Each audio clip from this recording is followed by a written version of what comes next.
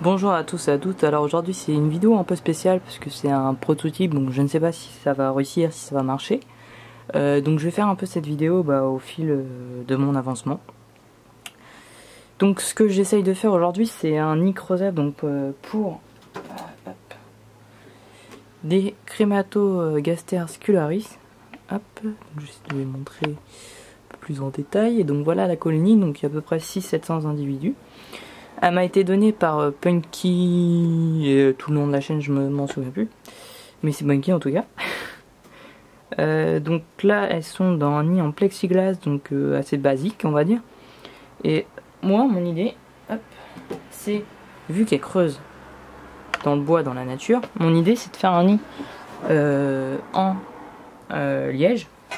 Hop, ma plaque de liège qui sera la partie creusable du nid, avec un plateau en OSB donc comme base et une vitre donc pour voir, ça paraît logique. Donc j'ai découpé mon liège à la bonne dimension de ma vitre et maintenant l'idée ça va être de la coller, donc de faire un scellement sur les côtés pour que la vitre, le liège et mon morceau de bois tiennent d'un seul bloc. Ensuite il va falloir donc relier tout ça avec un tuyau à une ADC et déménager les fourmis si tout ça marche, mais j'en suis pas encore là parce que là en fait mon problème c'est de coller donc 3 matériaux différents. Donc je vais essayer avec ça. Donc c'est une colle sans solvant que je me sers pour pas mal de choses, que ce soit en terrario ou en myrmico. Donc ça m'a servi à coller les rats, les glissières du terrarium de Godzilla, celle des geckos aussi. J'ai collé un tuyau pour mêler de l'Adus niger avec, enfin l'Adus SP noir. Qu'est-ce que j'ai fait d'autre? Enfin j'ai dû faire d'autres bêtises avec. Ouais, je le disais, c'est sans solvant, donc c'est pas trop toxique pour nos petits animaux, mais je laisse quand même le temps que ça sèche. Ça sèche, donc c'est utilisable en 30 minutes, enfin ça tient en 30 minutes, donc c'est l'avantage. Contrairement aux autres formules, par exemple pour le silicone ou autres, qui mettent beaucoup de temps à sécher, que là ça sèche assez vite et ça tient bien. Donc on va se servir de ça, j'espère que ça va tenir et que ce soit pas trop moche pour mon nid. Donc on va, je vais le faire après, juste après ce petit passage où je pars. Je vais mettre là, je vais faire tenir ça avec des serre-joints d'abord, pour bien que ce soit maintenu, et je vais appliquer une couche en fait sur les côtés, que je vais bien étaler au doigt pour essayer de faire quelque chose de propre, et je vais espérer que ça tienne. Sinon on essaie autre chose. Mais j'espère que ça va tenir, ça m'évitera de chercher une autre solution. Parce que le problème c'est que je peux pas utiliser de la colle à bois parce que ça va pas forcément coller sur le verre. Ou le liège, parce que le liège faut une colle à liège et pas une colle à bois. La colle à bois va tenir que sur ça. Si j'utilise du silicone, ça va tenir que sur ça. Et si j'y colle de la colle à liège, ça va tenir que sur le liège. Donc vous voyez mon souci. Donc je suis obligé d'utiliser une colle tout super, comme ça là. Donc on se retrouve une fois que j'aurai essayé de coller ça, et en espérant que ça marche.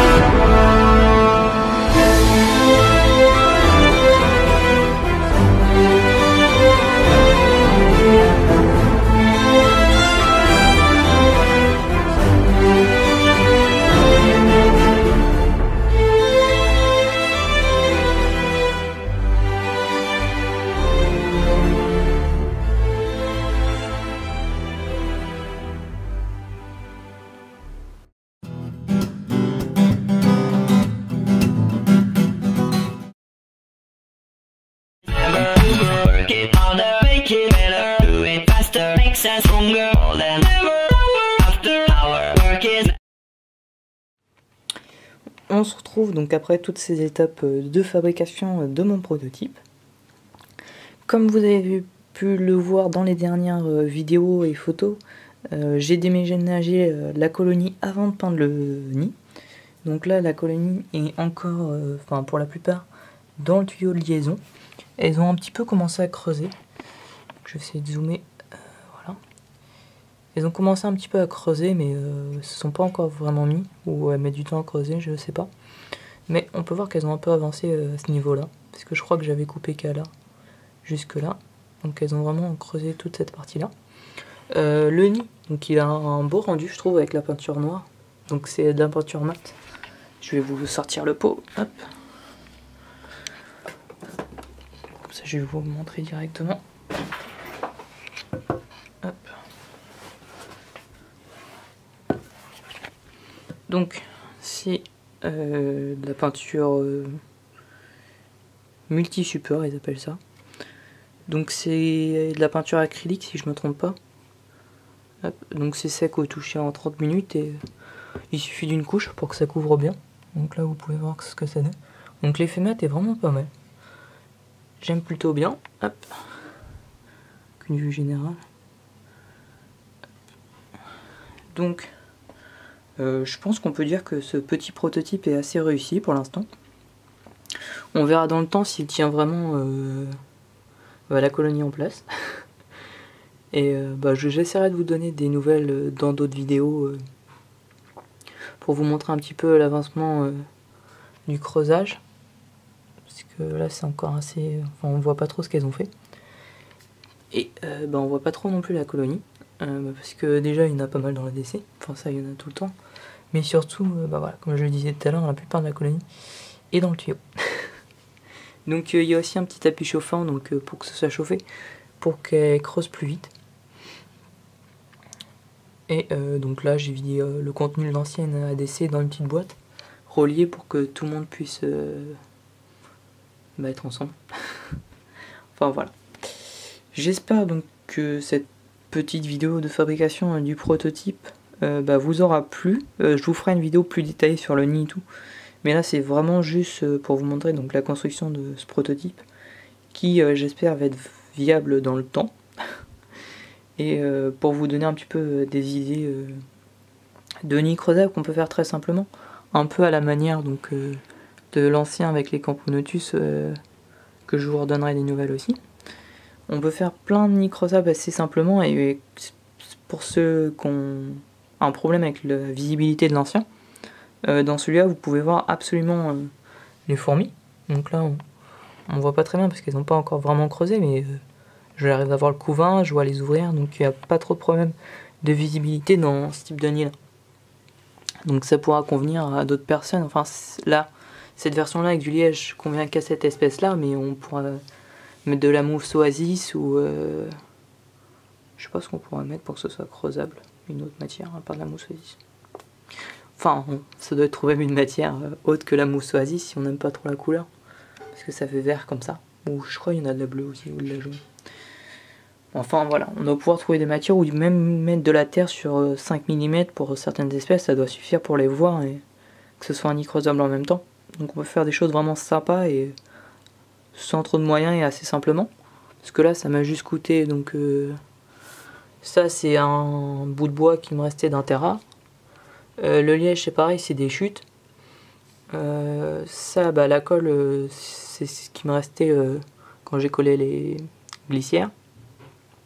Et il y a juste les peintures la peinture que j'ai achetée, donc ça m'a coûté, on va dire, on va résumer à 20-25 € un nid comme ça, avec la possibilité d'en faire un autre, parce qu'il me reste pas mal de peinture. Donc j'aurai juste la base à racheter, quoi, ce qui coûte le moins cher quasiment. Enfin voilà. Je pense que je vais arrêter parce que j'ai plus trop de choses à dire maintenant. Donc si vous avez aimé ce petit prototype, on va dire appeler ça comme ça maintenant, même si je pense que ça doit marcher, il n'y a pas de problème particulier. N'hésitez pas à laisser un petit like sur la vidéo, à vous abonner si vous n'êtes pas encore abonné, et puis à laisser un commentaire. Et on se retrouve pour de prochaines vidéos sur les fourmis avec bientôt la mise en diapose, car ça approche. Et donc des nouvelles des Camponotus maculatus qui sont là-bas dans leur microsat. Donc j'ai rajouté une ampoule pour faire un espèce de point chaud. Enfin, même si ça chauffe pas beaucoup, ça leur fait un espèce de point chaud, on va appeler ça comme ça. Voilà.